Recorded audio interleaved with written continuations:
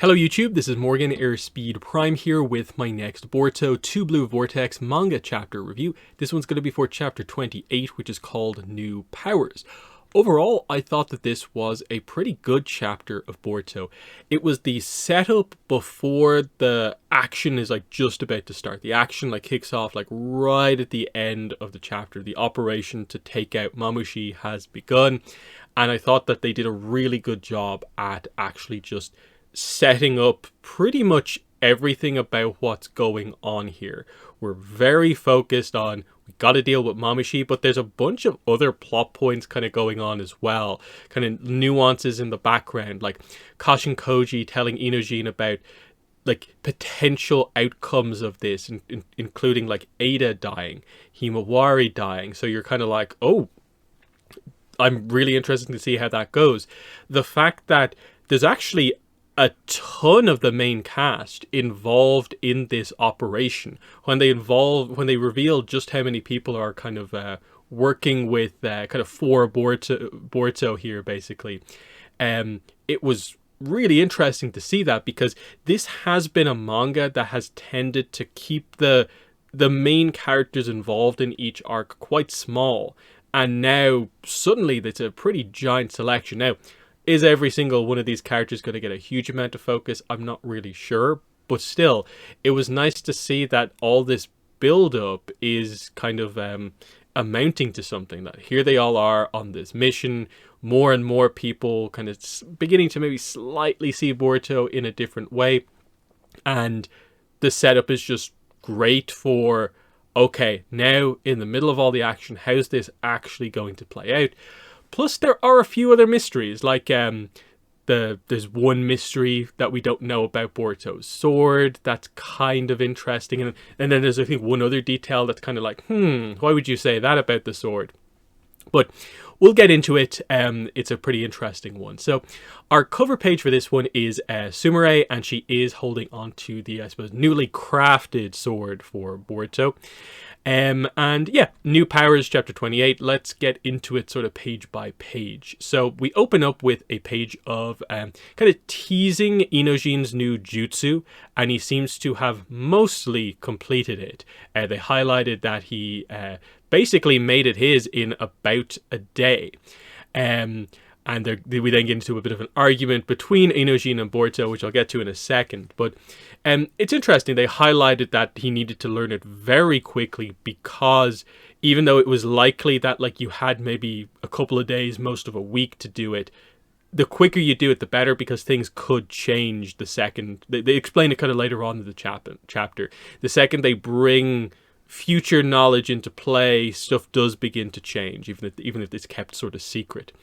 And I guess the idea is, if Kashin Koji is able to tell Inojin the complete nature of this jutsu, and in a way details about your potentially long time originally learning this technique in one of these kind of future outcomes, you remove most of the hurdles to actually using the technique, and it should just be about using it a bunch of times. So he seems to have it mostly down, and they didn't really seem to tease the idea that it's suddenly going to fall apart. It just is working overall.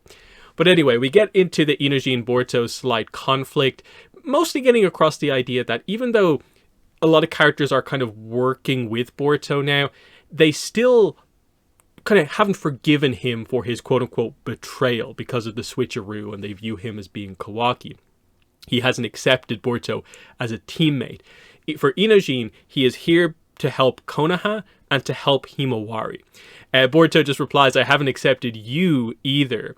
If you make Himawari cry even once, I'll shave that ridiculous haircut off until you're bald. And Inojin's a little bit surprised by this, but it's interesting that this is, I think, more banter from Boruto about, I think, almost the potential romance pairing of his sister with Inojin, as in I haven't quite accepted you yet. If you do anything wrong, you're kind of, it's over with between me and you. But that he's mostly, I think, maybe accepting that this might be something that ends up happening, which is kind of interesting just to see kind of Boruto's take on that. potentially, especially given how oblivious he is to his own kind of relationship stuff with Sarada and Sumire. But anyway, so Boruto teleports off at this point, and this leaves Inojin to talk with Kashin Koji directly. As he leaves, Inojin says, how dare he? He's the one who completely messed up the Uzumaki family. So again, just continuing to highlight the fact that a bunch of people don't know the full truth of the situation. Then we go into the interrogation where the guy is still interrogating Konohamaru. Sai, of course, is overseeing it. Konohamaru is allowed to go. Sai then gets a report basically highlighting that, okay, we looked up like you asked the communications history between Konohamaru and any third parties from the last kind of several minutes. The last transmission was his check-in last night, and there's no record from the last few minutes. So, okay, cool. They didn't hear the stuff from like the last chapter. That's great. The investigator moves on to interrogate Mitsuki, of course, child of the infamous Orochimaru. And he's like, hey, you were the nearest to Boruto when he made his escape. I have some questions for you. And this is the positioning of Mitsuki in the mission, is that like he's part of the team, but he's in the middle of this interrogation, and it's like, do I break out to join the mission or do I stay cool? That's what we'll get to later on. But the notable point here is that Konohamaru has been let go from this, and the focus is now on Mitsuki. So that's interesting. Then we cut to the scene where Sumire gives Boruto his newly kind of remade sword back. So it looks, for the most part, just like a normal sword. They highlight that the hilt is exactly, the guard is the same. The blade has been mostly kind of remade. It says the material is still the same, just treated. Its shape altered for maximum strength and cutting ability. The guard is unchanged, but the rest has been almost totally remade.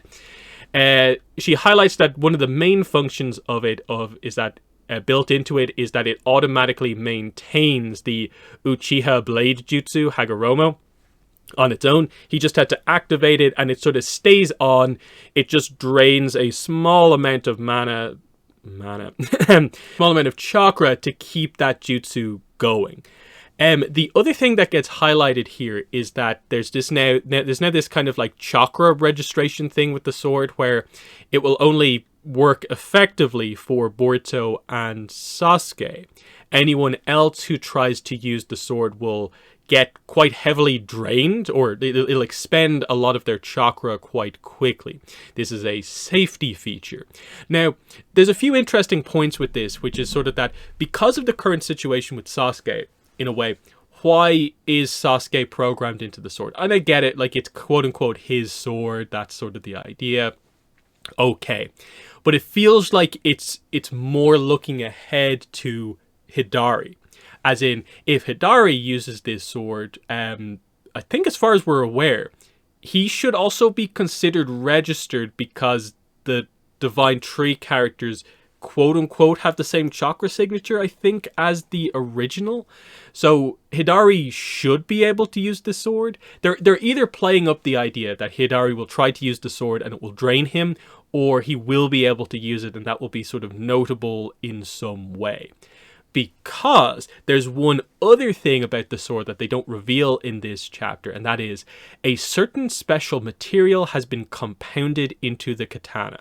Now again, this is the blade bit, because they say the guard is basically the same, and it's the actual blade that's been kind of reforged. So what material has been put into the blade here? They don't explain what it is. Nothing particularly comes to mind in terms of something that is just straight up a material. When it comes to like special stuff in Naruto, you think of like Hashirama cells, more Boruto era Shibai Otsutsuki DNA, but like I get she's worked with Amado, but like it'd be kind of crazy if that's involved in this to any sort of degree. So it's like, do we know of any like special materials within Naruto? Like, have we ever really dived into it that much?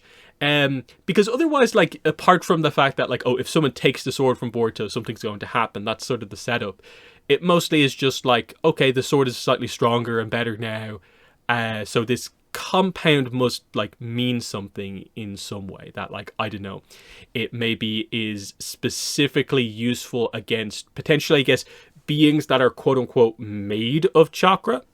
That could be sort of the idea. Like if they put in like I don't know, like chakra rod material, like what would that like specifically mean or do in combat? I'm guessing the idea is just it makes it like maybe unchippable. Like in addition to just the jutsu, which I think prevents it from being chipped, it might just do something like that, or it probably is some property of like interaction with the Divine Tree characters, and I suppose anyone that's mostly made of chakra, which is kind of interesting, but they're clearly teasing the reveal of that for whatever reason, so that's interesting. Next we move on to Shikamaru and Shikadai. So this is the first time Shikadai is being kind of really brought into the plans here. So he's just kind of informed him about a lot of stuff that like, oh, you want me to view Boruto as an ally, but what about all of this stuff?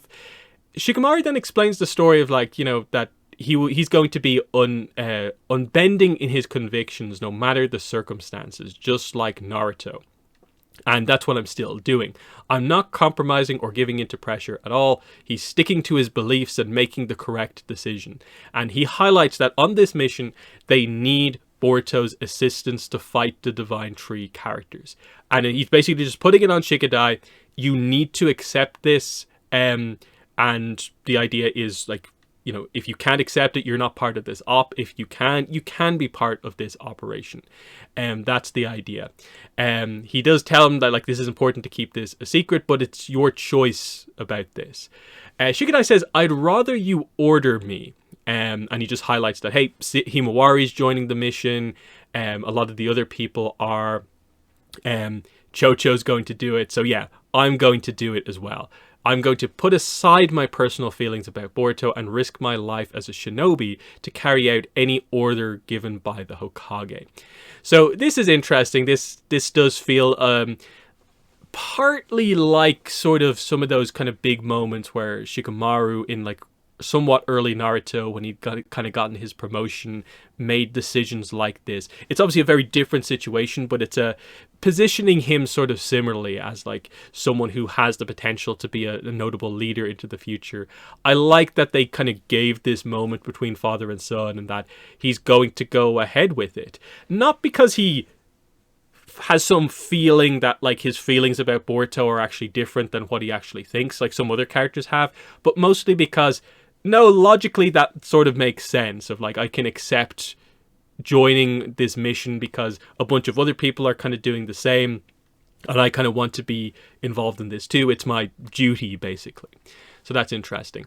Then we get to a conversation between Inojin and Kashin Koji, effectively about sort of how specifically they use the fact that he has knowledge of the future and, you know, specifically when they can and can't do it, why they don't give out all the details, that sort of thing.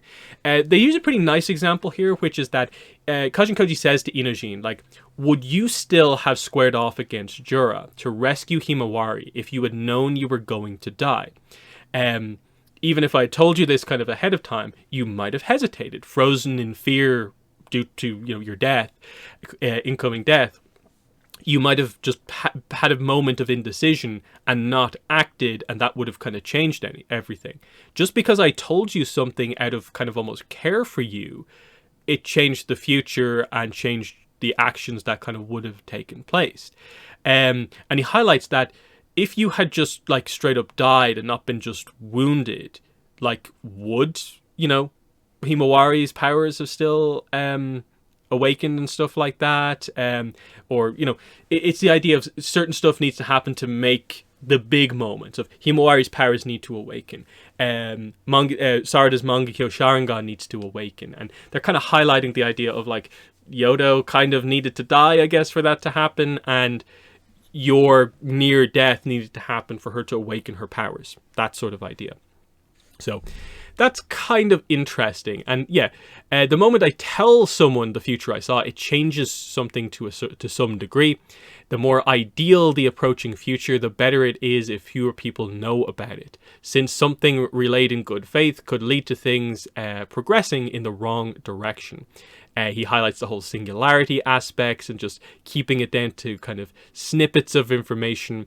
And effectively just the idea, if they use it too much, they kind of nullify the whole idea of it. That if things branch out in too complex of a ways because they act on knowledge of the future, it kind of prevents the future from actually coming to pass. They want to keep it going down specific good paths while slightly adjusting things kind of in a way, which is interesting. So yeah, you're deliberately not telling us as much as you can, just kind of go with the flow type thing. And he just kind of highlights, like, I never know if my choice was correct or not until I see the outcome. I relayed what I thought was vital. I can only entrust Shikamaru and Boruto to decide how to battle the enemy before us. And then we have what I'm guessing is some of his kind of knowledge of the future, kind of one of the more recent ones that we are shown here, which is Ada trapped in a tree, and then Inojin holding Himawari, is it? Yeah, Inojin holding Himawari, who the idea that I guess this battle might result in the death of Himawari and Ada. And he says that immediately when he comes out of this, I guess, vision. I think you'd agree that we ought to at least change any future where Ada and Himawari die, no? And it's fascinating that he is telling Inojin all of this stuff, because I guess of the importance of the connection between Inojin and Himawari, but this is, I suppose, meant to further drive Inojin to act in the right way on the mission coming up, I guess. But yeah, the continued teasing now after the really positive friendship moment between Ada, Sumire, and Sarada. Now we have another teaser of this is the fight that we're going into is against the guy whose target is Ada. So she is actually the one in true danger on this mission. And she feels like the only one of the characters who are the targets that actually could be killed off. Now, there's the plot focus of like she's the one with the omnipotence, and so there's almost a sense like, well, surely we can't kill her off because we need her to potentially reverse the omnipotence at some point, but we don't know exactly how that's all going to happen. It feels like it's an arc or two away before we get to that. So is she safe because of that, or is there another way to make this happen? Because the idea of like, okay, Ada gets trapped in the tree, that means what? That another Divine Tree character will form, but this one will be based around Ada.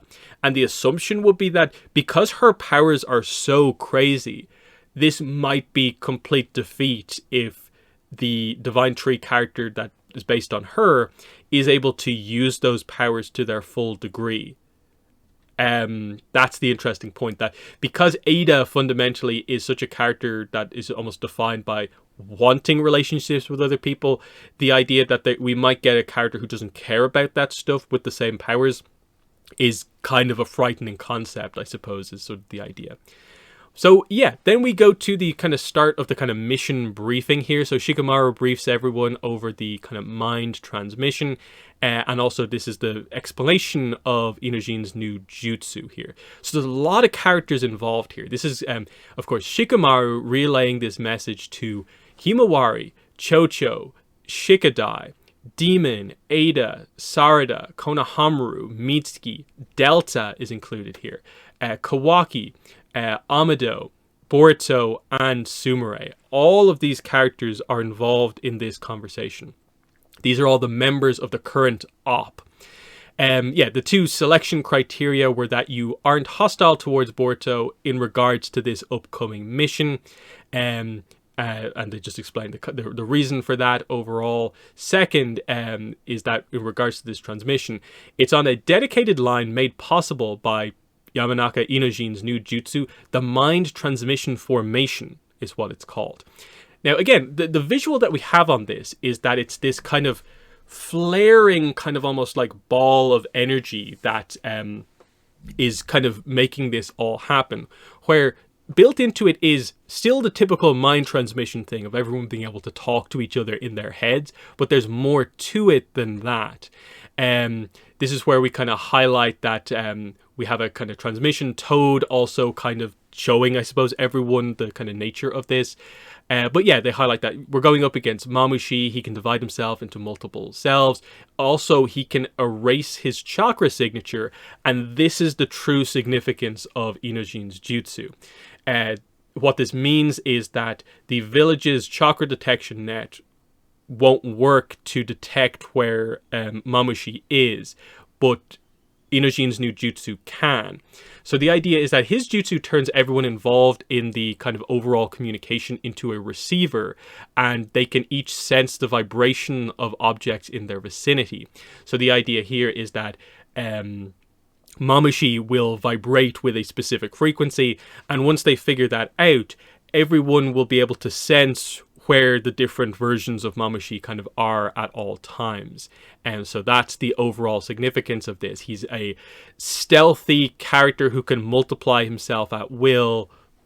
You need to be able to sense where he is, otherwise it could kind of get out of hand, is sort of the idea. Shikamaru is going to be the one to kind of relay a lot of this kind of technical information to everyone about what exactly is going on. But otherwise, we get into the idea that, that the limitation on the jutsu is just that it can only link a certain amount of people into the formation, because it's a more technical jutsu that's only been used for like a certain amount of time. Shikamaru goes to explain Mamushi's abilities, which we already know about from like previous chapters. This is when Inojin actually senses someone through the vibrations. So yeah, Mamushi has arrived in the village. And yeah, like before, he is so terrified of Jura's kind of rules about not destroying the village. He's just walking around asking people where Ada is. So yeah, Inojin reports that he's here. Shikamaru's like, no, you focus on keeping the jutsu up. I'll relay the information of this to everyone. So Kashin Koji tells Boruto that the keyhole is the nearest symbol. He teleports straight to that symbol. He's going to immediately intercept here. This is several days earlier than previously thought of. So already Kashin Koji feels fate has started shifting overall. Things have accelerated. So everyone jumps into action at this point. We get a quick cutaway to everyone here. Kawaki's eager for battle. Ada is, of course, grossed out by the fact that she's now officially being targeted.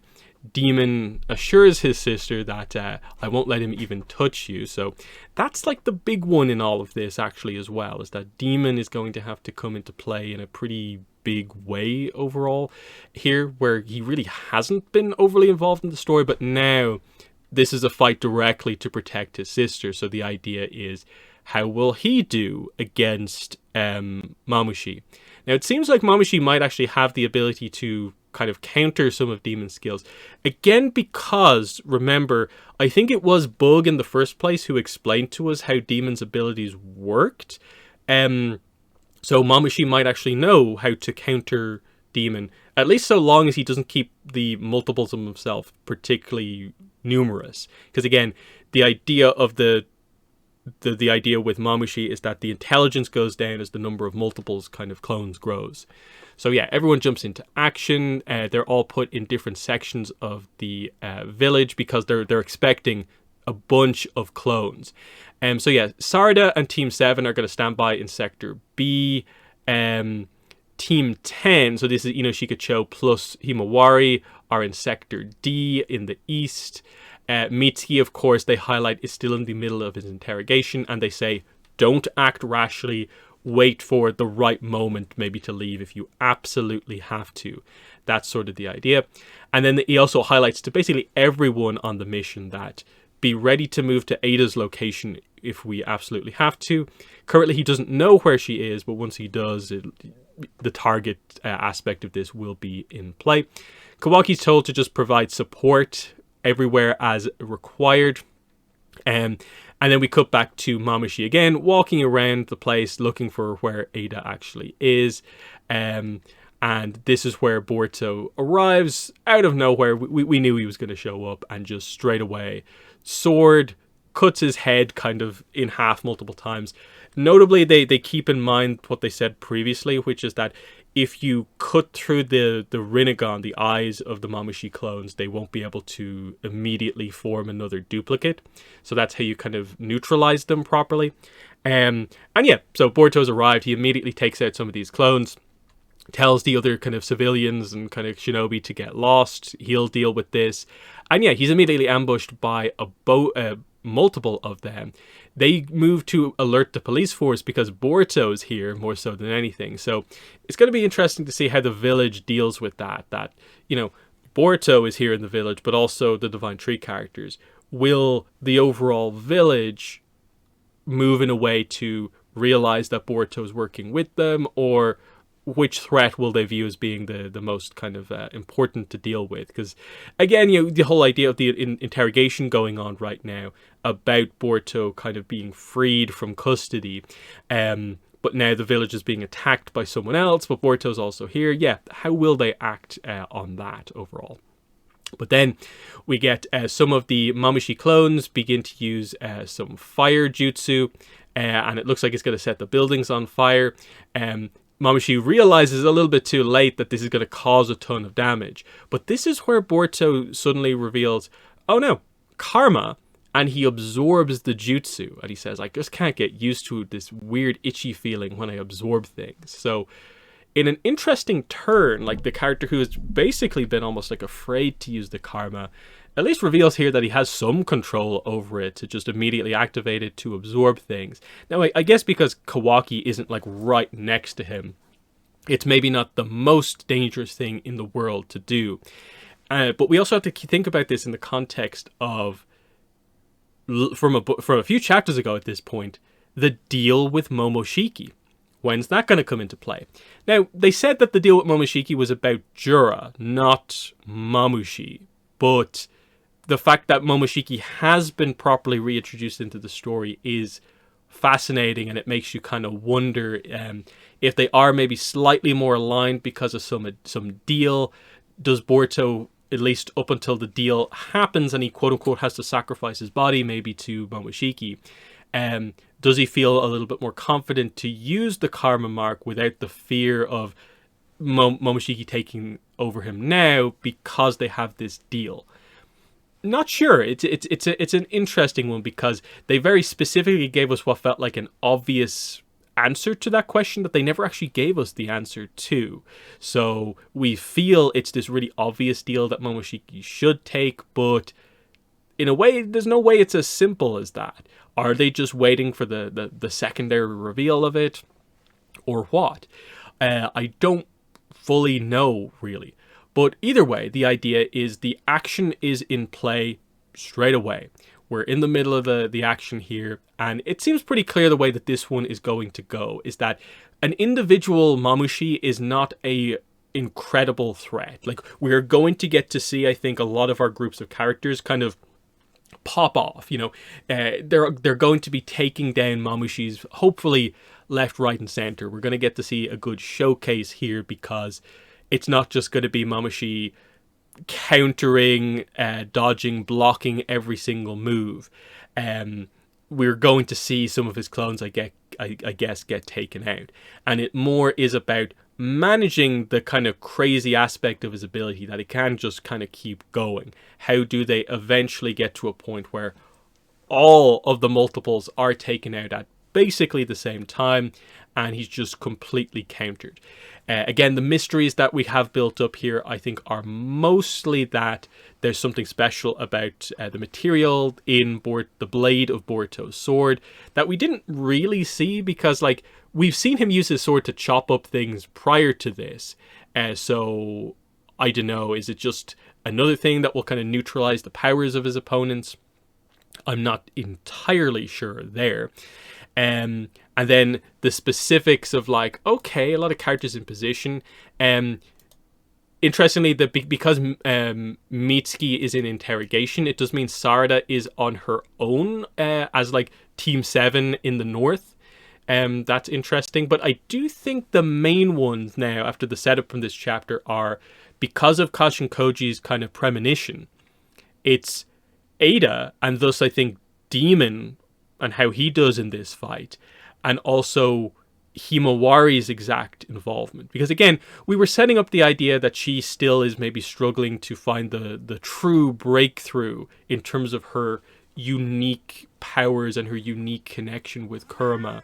We're still waiting to see what the result of that is. And there almost seems to be the setup here of like, does Himawari need maybe another crazy sacrifice to happen for her to make the next step? And what, is going to facilitate that happening? It's pretty fascinating overall. It's a lot of characters, it feels like, to be involved in this kind of mission to take down Mamushi, but I also get it that like he's going to be so widespread that we do just need a lot of bodies on the battlefield.